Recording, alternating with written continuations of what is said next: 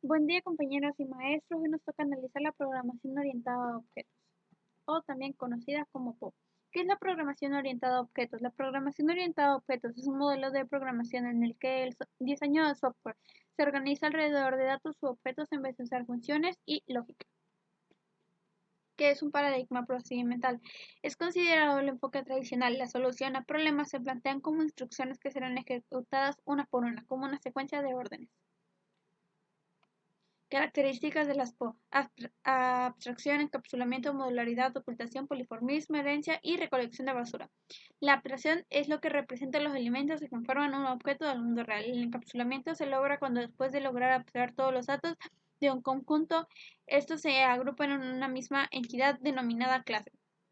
La modularidad consiste en dividir el sistema en varias partes más pequeñas denominadas módulos, teniendo en cuenta que estas serán partes independientes una de las otras. La ocultación es lo que protege las propiedades y métodos de un objeto de ser usadas por otro que no tiene nada que ver, ya sea pública, privada o protegida. El poliformismo es la capacidad con la que cuentan los objetos en donde sus atributos y métodos tengan el mismo nombre y que no se afecten los unos a los otros. La herencia es la relación o el tipo de relación que existe entre las clases. También se da herencia entre las características que los objetos heredan de sus clases. Y la recolección de basura, como su nombre lo dice, permite destruir los objetos que ya no son usados dentro del sistema. Los elementos de la metodología orientada a objetos es la clase, objeto, método, evento y atributo. La clase es un modelo que agrupa a todos los objetos que comparten una estructura de datos y comportamiento. Un objeto es la instancia de una clase. Dicho de otra forma, representa algo o alguien que encapsula datos y acciones. Los métodos son variables que representan los datos y las características de los objetos. Los eventos son los comportamientos que un objeto posee y crea de su clase. Los atributos son sucesos, en otras palabras, son las acciones que disparan un método. Los datos primitivos se llaman primitivos porque están integrados al sistema y no son objetos.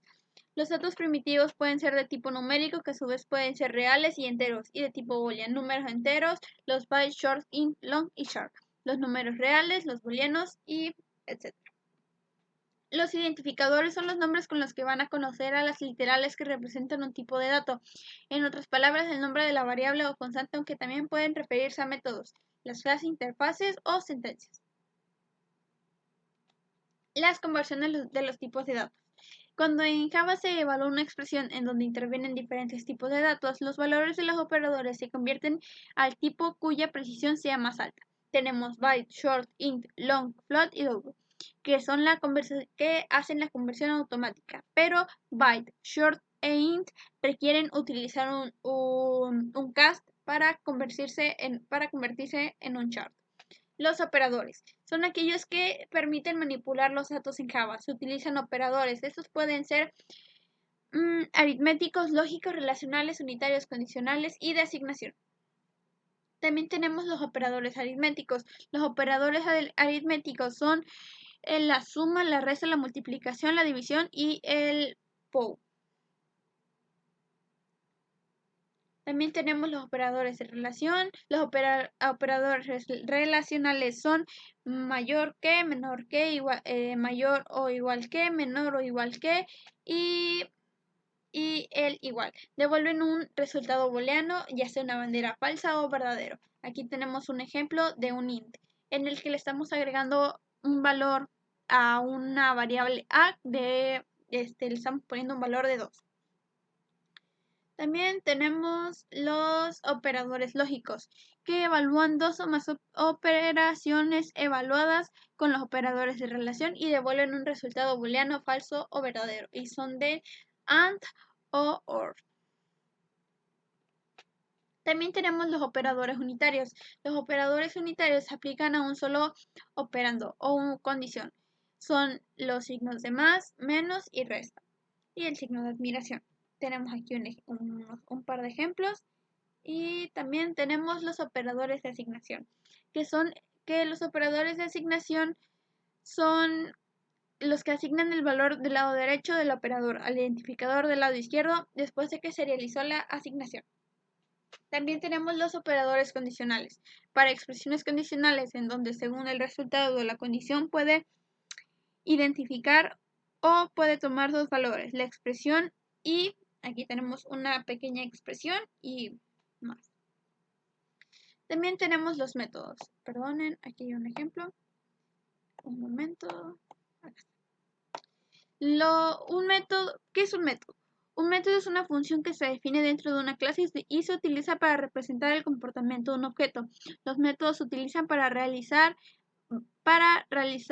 tareas específicas en un objeto, como cambiar el resultado de un objeto, calcular un valor, interactuar con otros objetos, etc. Los métodos siempre inician con letra mayúscula. El método constructor solo tiene que haber uno en toda la clase, por lo que se tiene que llamar igual que la clase. Y el ejemplo que vimos aquí hace un momento es este, en el que podemos ver que la clase se llama notas y en el método constructor por igual se llama notas. Tenemos un if-else, que aquí tenemos algunas definiciones de las estructuras condicionales. Iniciamos con if. Es la condición que define es la condición que determina qué valor se asigna. Else, que sería si if si if no pasa, else se cumple. Pero si else se cumple, significa que if no pasó. Y viceversa. Que else es la expresión que define el valor que se asigna si la condición es falsa, o sea, si if es falsa. While, que sirve para repetir un conjunto de operaciones hasta que se cumpla la condición especificada. Tenemos también switch. Usar switch ayuda a simplificar el código y evita confusiones, ya que organiza en varias ramas el código que va a ser ejecutado. También tenemos un for, que permite varias instrucciones, pasos y en un cierto número de ocasiones. De estas secuencias selectivas tenemos un pequeño programa en el que más o menos nos podemos guiar para ver qué pasa, ¿no? Aquí iniciando, tenemos un switch, que como les comenté, el switch es para distintos casos, ¿no? Vemos aquí un break. El break sirve para interrumpir un caso. Es igual a como si se cerraran las llaves en un if. Entonces, si caso 1, case 1 es para cuando sea caso 1, case 2 cuando sea para caso 2, y aquí nos topamos con un break, que es para interrumpir la operación. Aquí vemos otro case, que en este caso sería una cadena. Aquí nos muestra un par de cadenas y donde nos muestra la longitud según la cadena que escribamos, la palabra que escribamos, vaya. También tenemos un switch, que hoy nuevamente ya lo vimos, pero aquí con otro tipo de variable. El return en este caso es para que nos devuelva un valor, que no lo había explicado. El while, como lo comentamos antes en las diapositivas, es para repetir un conjunto de operaciones hasta que sea verdadero. Aquí tenemos nuestro primer if. En el anterior ejemplo con el switch les comentaba que el break es lo mismo que cerrar las llaves en un if. Lo que pasa es que nosotros tenemos la estructura if. Tenemos aquí la condición y tenemos la esta abertura de llaves. Y ponemos lo que queremos mostrar o calcular, pero en este caso es mostrar.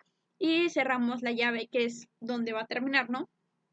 Ahora, si llegamos a querer que en algún momento, no sé, yo quiero quiero que haga algo, pero no cumple lo que yo quiero, entonces podría ser un else. Por ejemplo, aquí tenemos un if. Denme un segundo, bajar un poco. Tenemos aquí un if que... Un segundo. Tenemos un if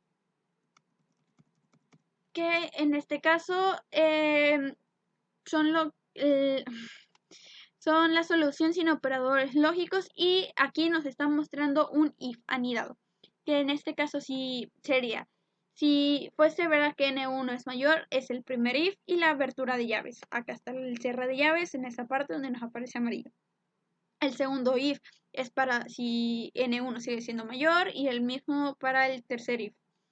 No, y volvemos al primer else. Lo que va a pasar aquí al tener un else es si ninguna de las condiciones de if se cumple, nosotros nos pasamos a un else directamente. Si if no se cumple, else se tiene que cumplir. Nos falta explicar while y no, nada más nos falta explicar for. For es lo que repite las instrucciones. Se repite hasta que cumpla lo que queremos, ¿no? Y creo eso sería todo. Y aquí tenemos una pequeña explicación sobre qué son las sentencias cíclicas, que se las leeré. Las sentencias cíclicas permiten reiterar o repetir una o varias líneas de código, dependerá de la longitud del programador.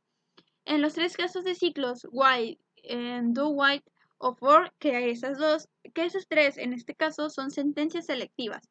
Es necesario usar una variable de control. Esta variable suele declararse antes del ciclo. Dicha variable forma parte de la o las condiciones del ciclo y debe ser alterada dentro del ciclo, con la intención de interrumpirlo. Este ejemplo nos mostrará los num para que hay dentro un número min u otro número max. Y aquí tenemos el ejemplo. Y listo, compañeros. Listo, compañeros y maestros. Eso sería todo. Muchísimas gracias por ver.